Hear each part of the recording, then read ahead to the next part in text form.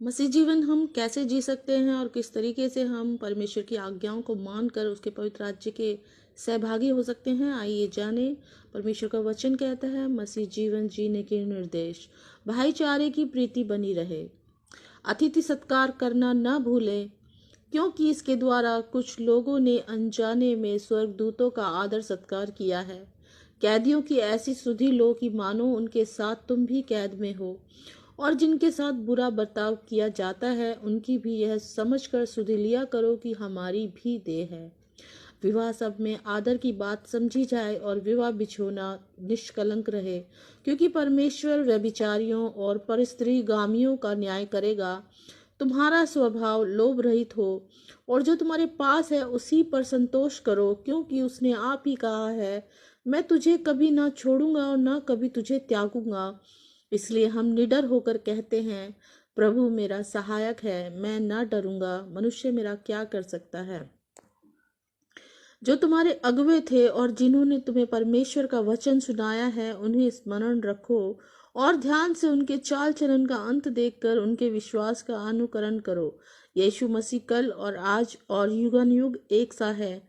नाना प्रकार के विचित्र उपदेशों से न भरमाए जाओ, क्योंकि मन का अनुग्रह से दृढ़ रहना भला है, न कि उन खाने की वस्तुओं से जिनसे काम रखने वाले को कुछ लाभ न हुआ। हमारी एक ऐसी वेदी है जिस पर से खाने का अधिकार उन लोगों को नहीं जो की तंबू की सेवा करते हैं, क्योंकि जिन पशुओं का लहू महायाजक पाप बलि के लिए पवित्र स्थान में ले जाता है, उनकी देह छावनी के बाहर जलाई जाती है। इसी कारण यीशु ने भी लोगों को अपने ही लहू के द्वारा पवित्र करने के लिए फाटक के बाहर दुख उठाया। इसलिए आओ, उसकी निंदा अपने ऊपर लिए हुए छावनी के बाहर उसके पास निकल चलें, क्योंकि यहाँ हमारा कोई स्थायी नगर नहीं है, वरन हम एक आने वाले नगर की खोज में हैं। इसलिए हम उसके द्वारा स्तुति रूपी बलिदान अर्थात उन होठों का फल जो उसके नाम से अंगीकार करते हैं, परमेश्वर को सर्वदा चढ़ाया करें। भलाई करना और उदारता दिखाना ना भूलो, क्योंकि परमेश्वर ऐसे बलिदानों से प्रसन्न होता है। परमेश्वर अपने वचन को पढ़े जाने और सुने जाने पर आशीष दे। खुदावंद परमेश्वर अपने वचन में आपको बता रहा है कि हमें परमेश्वर का जो उसके राज्य के लिए जो हमें जीवन जीना है, जो मसीह जीवन हमें जीना है, उसमें हमें क्या क्या करना चाहिए। हमें एक दूसरे से प्रेम करना चाहिए, और जो हमारे घर कोई आ जाए तो उसका सत्कार करना नहीं भूलना चाहिए, क्योंकि परमेश्वर का वचन साफ कह रहा है, क्योंकि इसके द्वारा कुछ लोगों ने अनजाने में स्वर्गदूतों का आदर सत्कार किया है। इसमें वचन में लिखा है, कैदियों की ऐसी सुधि लो कि मानो उसके साथ तुम भी कैद हो। परमेश्वर का वचन दृष्टांतों में ही बातें करता है। तो कैदियों का मतलब ये है कि जैसे हम कैदी थे और अब हम आज़ादी में हैं, तो इसी तरीके से बहुत सी आत्माएं जो इस वक्त कैद में हैं, तो यदि हम परमेश्वर का वचन उनसे शेयर करते हैं, तो परमेश्वर का वचन कहता है जैसे वो कैद में हैं, तो उनकी सुधि लो, उनके साथ ऐसा व्यवहार करो कि तुम भी उनके साथ दुखी थे, लेकिन अब तुम्हारे पास स्वतंत्र जीवन है, और वो प्रभु यीशु मसीह के द्वारा तुम्हें मिला है। परमेश्वर का वचन कहता है, उनकी भी यह समझकर सुधि लिया करो कि हमारी भी देह है। जैसे हम परमेश्वर में नया जीवन पा चुके हैं, तो हमें भी चाहिए कि हम परमेश्वर की और आत्माओं को उस अंधकार की जीवन से छुटकारा दिलाएं जो वो जी रहे हैं, और वो भी जीवन को पाएं और जीवन को देखने पाएं। परमेश्वर का धन्यवाद करती हूँ। प्रभु का वचन कहता है, विवाह सब में आदर की बात समझी जाए और विवाह बिछोना निष्कलंक रहे। खुदावंद हमें एक पवित्र जीवन जीने के लिए निर्देश दे रहा है, और परमेश्वर का वचन कहता है, तुम्हारा स्वभाव लोभ रहित हो, और तुम्हारे पास उसी पर संतोष करो, क्योंकि उसने आप ही कहा है, मैं तुझे कभी न छोड़ूंगा न कभी त्यागूंगा। प्रभु का वचन कहता है कि जो तुम्हारा स्वभाव हो वो लालची ना हो, क्योंकि परमेश्वर आप जानता है कि हमारी ज़रूरतें क्या हैं। परमेश्वर का वचन कहता है, इसलिए हम निडर होकर कहते हैं, प्रभु मेरा सहायक है, मैं ना डरूंगा। मनुष्य मेरा क्या कर सकता है? तो हमें हमारा विश्वास प्रभु पे रखना है, ना कि किसी मनुष्य पर।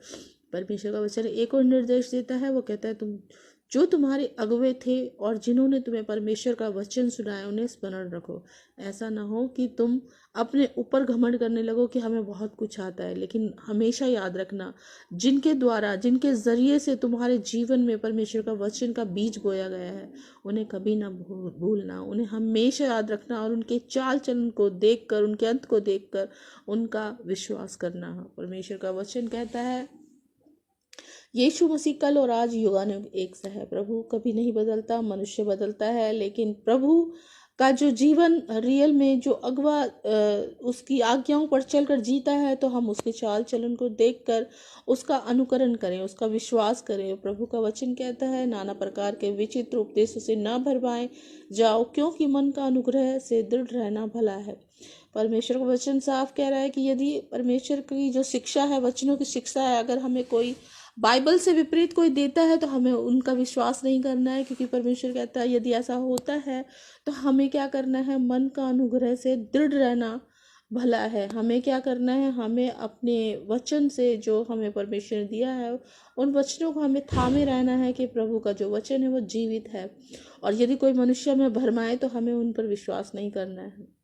प्रभु का वचन कहता है, न उन खाने की वस्तु से जिनसे काम रखने वाले को कुछ लाभ न हुआ। प्रभु का वचन कहता है कि प्रभु का राज्य खाने पीने का नहीं है, उस सामर्थ का राज्य है। हमारी एक ऐसी वेदी है जिस पर से खाने का अधिकार उन लोगों को नहीं जो तंबू की सेवा करते हैं। प्रभु का वचन ये कह रहा है कि जो परमेश्वर का वचन कहता है, हमारी एक ऐसी वेदी है। वो वेदी कौन सी है? वो है प्रभु यीशु मसीह की वेदी, जिस पर से खाने का अधिकार उन लोगों को नहीं जो तंबू की सेवा करते हैं। क्योंकि जिन पशुओं का लहू महायाजक पाप बलि के लिए पवित्र स्थान में ले जाता था, उसकी देह छावनी के बाहर जलाई जाती थी। इसी कारण यीशु ने भी लोगों को अपने ही लहू के द्वारा पवित्र करने के लिए फाटक के बाहर दुख उठाया। तो हमारा जो परमेश्वर का राज्य है वो खाने पीने का नहीं है। तो इसीलिए प्रभु का वचन कह रहा है, इसलिए आओ उसकी निंदा अपने ऊपर लिए हुए छावनी के बाहर उसके पास निकल चलें, क्योंकि यहाँ हमारा कोई स्थायी नगर नहीं है। हमेशा परमेश्वर का वचन कहता है, हमेशा परमेश्वर का वचन यही कह रहा है कि हम अपने आप को परदेसी जाने, हम इस संसार के नहीं हैं, क्योंकि परमेश्वर ने हमें चुन लिया है अपने पवित्र राज्य के लिए। तो हमें ना तो लोभ करना चाहिए, ना ही किसी मनुष्य की बातों में आना चाहिए, क्योंकि प्रभु का वचन जीवित और पवित्र है और हमें उसको थामे रहना है, क्योंकि यहाँ हमारा कोई स्थायी नगर नहीं है। इसलिए हमें कभी भी संसार की वस्तुओं से मन नहीं लगाना है। इसलिए हम परमेश्वर कहता है, इसलिए हम उसके द्वारा स्तुति रूपी बलिदान अर्थात उन होठों का फल जो उसके नाम का अंगीकार करते हैं, परमेश्वर को सर्वदा चढ़ाया करें। मैं धन्यवाद करती हूँ प्रभु का कि प्रभु हमेशा परमेश्वर वचनों के द्वारा यही कहता है कि जो वो चाहता है हमसे, वो यही चाहता है कि हम अपने मुंह से उसका अंगीकार करें, उसका धन्यवाद करते रहें। प्रत्येक क्षण हम ऐसा करें, क्योंकि स्वर्ग में भी परमेश्वर के स्वर्गदूत ऐसा ही करते हैं। भलाई करना और उदारता दिखाना न भूलो, क्योंकि परमेश्वर ऐसे बलिदानों से प्रसन्न होता है। मैं परमेश्वर का धन्यवाद करती हूँ। खुदा ने आज के वचन के द्वारा हम सबसे बातें की हैं। सबको जय मसीह की।